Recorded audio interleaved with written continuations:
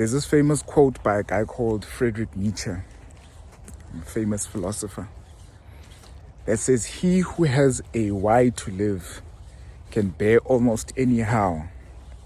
He who has a why to live can bear almost anyhow." And the idea behind the quote is that when you have a reason or a motive for living, right, or something that drives you through life, right, a big why for why you do things, it will enable you to endure and go through any how, right, or any experience that you have to go through. That quote is very relevant for me, at least today, a couple of days or so. It may be the weather, right? It's very cold, but I just haven't been very motivated of late, and I'm man enough to admit that. And when I was feeling like that, I was sitting down to reflect why that might be. And one thing I did was I sat down to read something I wrote I've wrote it a while ago, a long time ago. And I've titled it My Primary Aim. My Primary Aim. And basically what it is something which I wrote as a guiding light to set the direction of my life, the ultimate end goal that a person wants to see out of life, the end goals of things I want to achieve in life, financially, relationship-wise, family-wise, career-wise. And when I sat down to read the thing, it's my why, right? It's my primary aim. It's the ultimate goal that you want to see yourself fulfilling and experiencing in life, should all things work out, right? The things that you want to make sure that you work on, achieve, and, ultimately fulfill. And in reading that, in going through that, it helps to deal with the seasons and the moments of feeling discouraged and not motivated sometimes. Because it's a great why that pushes you through the however many hows that we experience. I once gave a thought the other day talking about the fixed and the flexible. How the things which are flexible will change, right? The things which are flexible, they change, they fluctuate now and then. But the things which are fixed remain the same. And the why in that situation, right, the end goals that drive us and that we want to achieve is the fixed in the situation, or should be the fixed, because it dictates what should be what you want to achieve, right? It's the one that sets the tone for what you want out of life, and then the feelings and the emotions and the experiences that you have now and then, that's the flexible, right? It's the changing things, and the fixed is what's supposed to be what keeps the flexible in place when it fluctuates, right? It's almost as a reference point. And the great purpose, or the things that we live for, the ultimate whys, is the fixed, in the ever flexible emotions and feelings that we feel, that we deal with from time to time.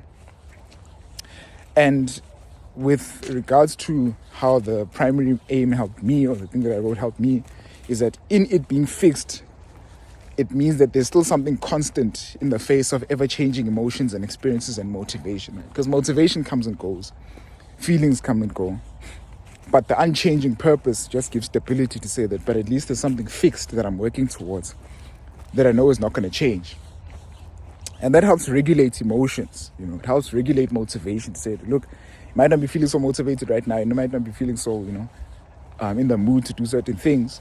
But there's something fixed that you're working towards, and that's calling towards your consistent effort and action, so that you're still consistent even when you don't feel motivated, or you don't feel so keen to invest effort. But the fixed why is important to make sure that the flexible emotions and stuff doesn't stop you from your journey. When you look at the book of Hebrews in the Bible, Christ was similar. In the book of Hebrews, it says that for the joy that was set before him, he endured the cross, right? And the Bible encourages to consider him. That's Hebrews chapter 12, verse 3. It says, "For consider him who endured such contradiction of sinners against himself, lest you be wearied and faint in your minds."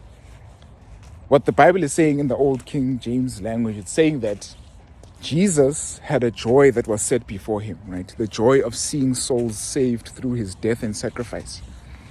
That was what drove him, right? That was what his end goal was, to see sinners saved through his death and sacrifice. And that end goal drove him to endure the cross and the sacrifice that he faced.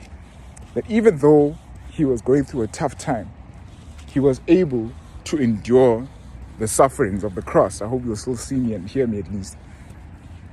He was able to endure the sufferings of the cross. So his end goal, his ultimate why, helped him endure the however many painful hows that he faced.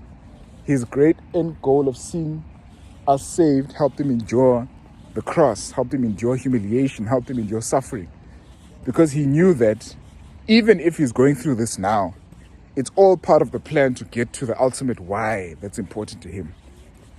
That's very important, and it's very encouraging for me, because it's the idea that even in the changing and fluctuating circumstances, emotions, feelings, motivations, there's an unchanging why that's never going to change, as long as one stays committed to it, and that it's meaningful enough to you to be something that pulls you and that draws you to action, even when motivation is not there.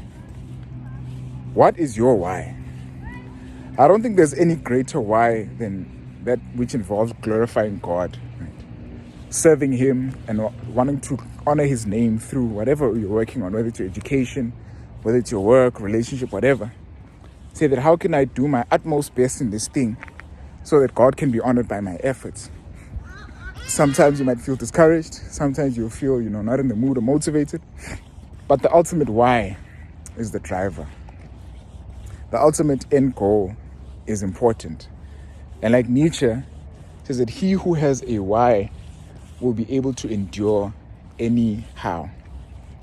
He who has a why will be able to endure anyhow. I hope that you will find a significant enough why that will be able to push you in whatever many hows you will face.